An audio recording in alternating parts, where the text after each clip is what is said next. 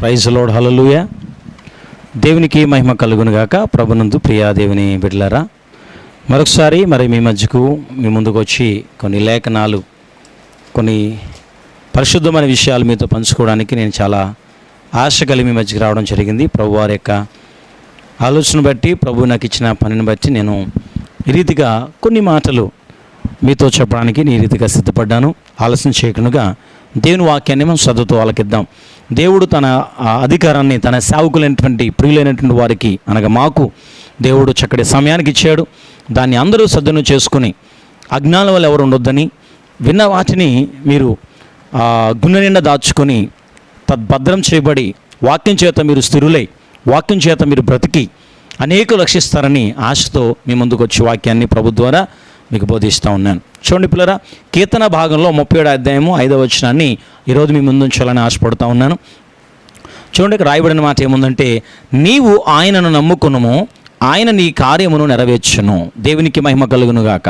పిల్లరా, నేను చాలా సంఘాల్లో, చాలా ప్రదేశాల్లో నేను ఒకసారి వాక్యం చెప్పినప్పుడు, చాలా మీటింగుల్లో కూడా రాత్రికాల సమయంలో కొద్ది నిమిషాలు వాక్యం ధ్యానం చేసినప్పుడు చాలామంది అక్కడ ఉన్నారు, కానీ సరైన రీతిలో దేవుని నమ్ముకునేటువంటి వారుగా లేరు.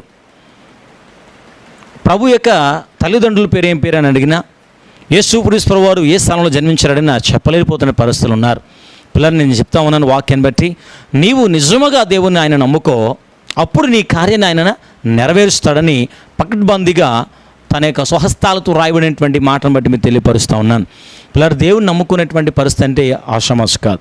ఇది యేసుక్రీస్తు వారు నమ్మాలంటే, ఎస్ ఐ బిలీవ్, నేను నమ్ముతున్నాను, నేను ప్రభు సన్నిధికి వస్తాను, ప్రభు నన్ను ఖచ్చితంగా నన్ను మాట్లాడతారు, ఆయన ఎంత ఘోర పాపలైనా సరే దేవుడు క్షమిస్తాడు అనుకుంటున్నాము. కానీ నేను చెప్తా ఉన్నాను, ప్రియ దేవుని బిడ్డలారా, మీరు నేరుగా ప్రభు సన్నిధికి వచ్చి మీ హృదయాలు కుమ్మరించినట్టుగా, నీళ్లు కుమ్మరించినట్టుగా మీరు కుమ్మరించి పశ్చాత్తాపడి కళ్ళంట మరింతగా నీళ్లు కారుతున్నట్టుగా పశ్చాత్తాపం మీరు ప్రార్థించండి.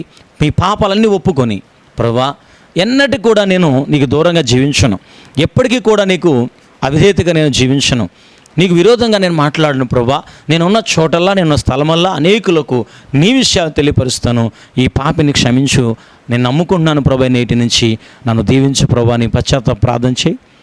ఈరోజు ఎక్కడైతే ఉన్నావో ప్రియ దేవుని బిడ్డలారా, ఏదో నార్మల్గా స్వస్థత కొరకై, దీవెన కొరకై, డబ్బు కొరకై, లేకపోతే సేవకులకు ఆశీర్వాదం తీసుకుంటే సరిపోద్ది అనుకుని వచ్చి మరలా కనపడినట్టుగా దూరంగా ఉంటున్నావా? అయితే నీ కార్యం ఆగిపోతుంది మధ్యలో.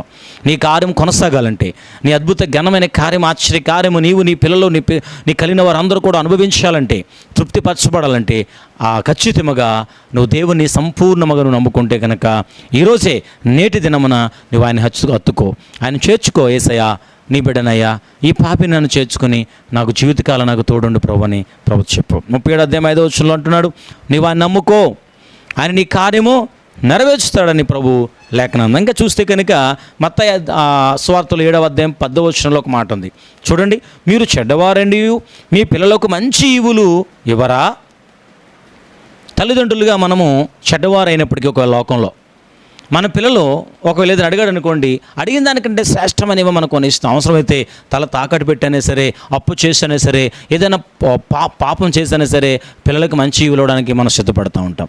మరి లోకానుసారమైనటువంటి తండ్రిగా నీ పిల్లలకు అంతగా ఇస్తే, నీ కోసం ఆయన ప్రాణత్యాగం చేసి, ఆయన తన యొక్క రక్తాన్ని చెందించి, ఆయన సుమారు 3 సంవత్సరాలు ఏకదాటిగా విరామలేనటువంటి గొప్ప సుదీర్ఘ ప్రయాణంలో సువార్త ప్రకటించి, మంచి చేసి, మంచిని పెంచి, అనేక ఆత్మను రక్షించి, చనిపోతున్న వారిని లేవనెత్తి, గుడ్డివారిని, మోగవారిని, చెవిటివారిని బాగు చేసి అనేకులను ఆస్వాదించినటువంటి దేవుడు.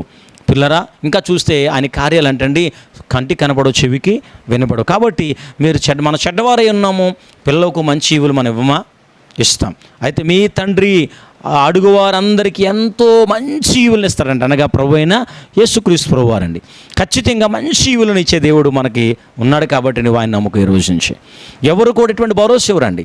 ఇటువంటి మంచి ఈవులు ఇస్తానని చెప్పినటువంటి ఒక మనుషుడు కూడా, ఒక దేవుడు కూడా ఈ రోజున ఏ ప్రదేశంలో కూడా ఈ భూలోకమందు ఎక్కడ కూడా ఉన్నట్టుగా దాఖలు లేవు. కాబట్టి ఒక నజరేయుడైన యేసుక్రీస్తు ప్రభువు వారు నీ కార్యం నెరవేర్చడానికి సంసిద్ధుడై ఉన్నాడు. ఇప్పుడు తెలుసా, నువ్వు ఆయన సంపూర్ణంగా నువ్వు నమ్ముకున్నప్పుడు, ఆయనతో నువ్వు ఏకీభవించినప్పుడు, ఆయన సన్నిధిలో మోకరించినప్పుడు, నీ పాపాలు ఒప్పుకున్నప్పుడు నేడే ఈరోజు ఎంత చేత ప్రభు నీతో మాట్లాడుతున్నాడో నువ్వు నమ్ముకో. నువ్వేదో కొద్దిగా నమ్ముకుని నువ్వు బైబిల్ పట్టుకుని వచ్చేసి, లేదా 2 రూపాయలు కానుకేసి, లేకపోతే మొక్కుబడిగా ప్రార్థనకు వచ్చి నెలకోసారి వెళ్ళిపోవడం కాదు. నువ్వు ఎలాగైతే అప్పుడప్పుడు వస్తున్నావో నీ కార్యాలు కూడా అప్పుడప్పుడే జరుగుతాయి. ఇది కూడా ఆశీర్వాదకరమైనవి కాదు. ఎంత మంచి దేవుడు ఆలోచించేయండి. ఖచ్చితంగా నీ కార్యం నెరవేర్చడానికి సంసిద్ధుడన్నాడు.